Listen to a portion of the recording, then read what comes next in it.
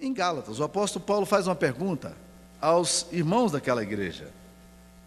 No capítulo 4, ele vai fazer essa pergunta, no versículo 15. Mas ele também faz essa pergunta similar no capítulo 3, versículo 2. Eu vou ler o texto do capítulo 3, versículo 2 de Gálatas. Vamos começar do versículo 1, quando ele fala: ó Gálatas insensatos. Ele está pegando a igreja da Galácia e dizendo: vocês ficaram tudo loucos, vocês não têm senso. Isso é sério. Você imagina se eu chegasse aqui para vocês e dizer: vocês não têm senso nenhum. Vocês não iam gostar disso. É isso que Paulo está falando na igreja de Gálatas. Ó Gálatas insensatos, gente maluca. Quem vos fascinou a vós outros, ante cujos olhos foi Jesus Cristo exposto como crucificado? No versículo 2 ele faz uma pergunta crucial: quero apenas saber isto de vós. É uma pergunta que ele está fazendo. Recebestes o Espírito pelas obras da lei ou pela pregação da fé? Como é que vocês recebem o Espírito Santo de Deus? Paulo está perguntando à igreja da Galácia. E essa é a pergunta que eu preciso fazer a vocês também. Como é que nós recebemos o Espírito Santo de Deus? Porque você um dia pegou uma lista de coisas e você começou a fazer ponto a ponto. Porque um dia você começou a vir para a igreja, e aí agora, porque você foi uma pessoa maravilhosa, começou a trazer seu dízimo, ler mais a Bíblia, agora Deus então manda o Espírito Santo para você. Essa pergunta que o apóstolo Paulo faz aqui é uma pergunta que a gente chama de retórica. Ela exige de você uma resposta afirmativa à pergunta que ele faz, porque é como um advogado que está provocando no tribunal uma resposta que ele espera que seja dada. Vocês receberam o Espírito Santo pelas obras da lei, por aquilo que vocês fizeram, pelo currículo que vocês têm espiritual, pelas credenciais de fé, ou vocês receberam isso pela pregação da fé? A resposta é óbvia. Nós recebemos o Espírito Santo porque cremos.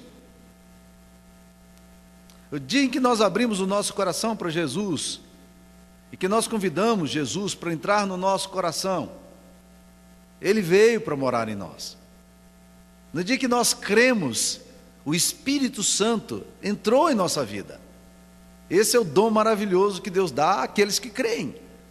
Ora, você pode fazer alguma coisa na sua vida sem o poder do Espírito Santo em você?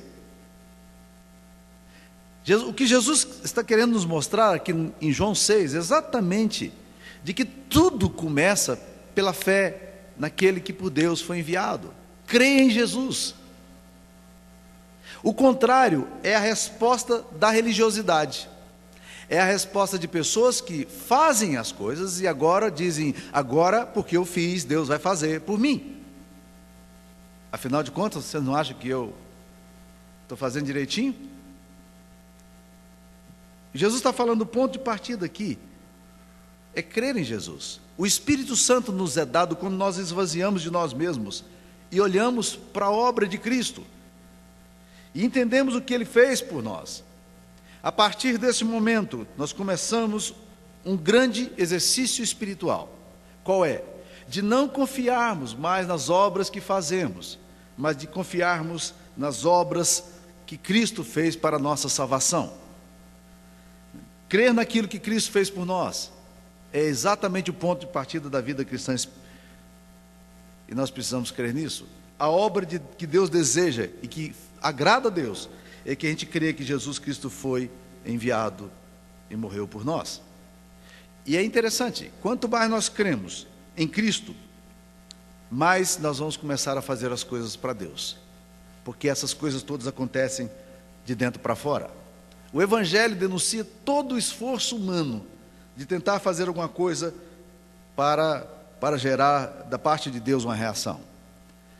Dr. Gessner, que fez uma belíssima colocação sobre a situação do orgulho do homem, da religiosidade do homem. Ele diz o seguinte: Cristo fez tudo quanto é necessário para a nossa salvação. Coisa alguma se posta agora no caminho entre o pecador e o Senhor Deus, exceto as boas obras do pecador. Coisa alguma pode impedi-lo de vir a Cristo, exceto a sua ilusão de que não precisa dele. Se ao menos os homens pudessem ser convencidos de que não têm justiça própria e de que todos estão sujeitos ao pecado, então nada poderia obstaculizar a salvação eterna. Tudo de que necessitam é do senso de sua necessidade. Tudo quanto devem ter é o nada. Tudo quanto se requer deles é que se reconheça a sua culpa. Infelizmente, porém, os pecadores não sabem separar-se das suas virtudes. Tais virtudes, continua o Dr. Gessner, são todas imaginárias, mas lhe parecem extremamente reais. Por outra parte, a graça divina lhes parece irreal. Desprezam a autêntica graça de Deus, a fim de se apegarem às suas ilusórias virtudes. Com os olhos fixos em miragens, negam-se a beber a verdadeira fonte da vida e sucumbem de sede em meio ao oceano da graça divina. É exatamente por isso que Jesus Cristo está falando. A obra de Deus é essa, que criais daquele que por ele foi enviado. Um dos maiores pregadores de todos os tempos da igreja cristã foi um pregador londrino chamado Spurgeon. Ele é considerado até hoje o príncipe dos pregadores. Ele se converteu muito cedo, aos 16 anos de idade. Um dia, entrando numa igreja vazia, praticamente, com 8 pessoas, no meio de semana, ele ouve a palavra de Deus e ele se converte.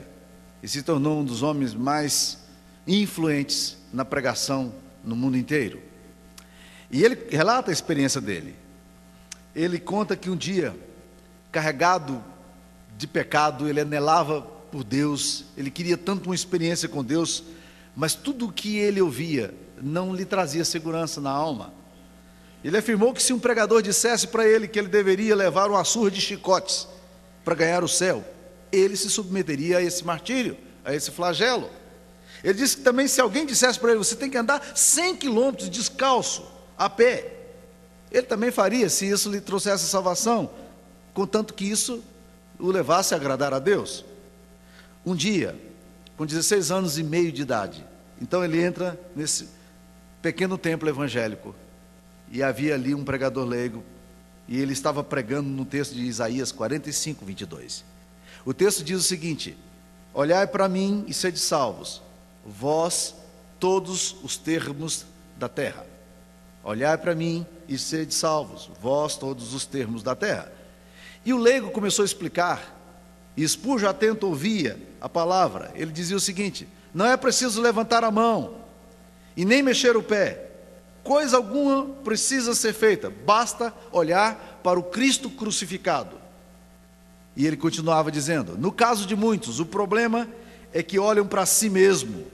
Enquanto você olha para o seu interior e para as suas virtudes, nunca encontrará o segredo da salvação. Olhar para Jesus, esse é o convite da palavra. Anos mais tarde, Spurgeon faria o seguinte comentário sobre essa experiência. Ele diz: naquela hora, minha alma foi invadida pela realidade da graça de Deus.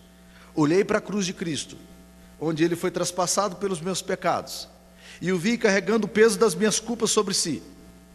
E eu percebi que tudo já havia sido pago para a minha vida. Tudo estava consumado. Esse é a grande tensão da nossa vida cristã. Essa tensão de realizar as coisas, ao invés de nos apoderarmos daquilo que Deus realizou por nós. Muitos cristãos vivem constantemente sob o peso e a culpa da condenação, quando a base da atividade cristã depende de algo que não vem de nós mesmos. Nossa força de vontade, nossa determinação, nossa capacidade espiritual, isso tudo é falho aos olhos de Deus. E por isso não há como esperar, senão o senso de culpa quando você fica olhando para dentro de você. Pois nós nunca poderemos ter certeza de que o que estamos fazendo é suficiente para Deus. Por isso Jesus aqui agora convida as pessoas para fazer o contrário. E se nós ao menos crescemos nisso que Jesus Cristo está falando, nossa vida poderia ser mudada. O que faremos para realizar as obras de Deus? A obra de Deus é esta: que vocês creiam naquele que por ele foi enviado.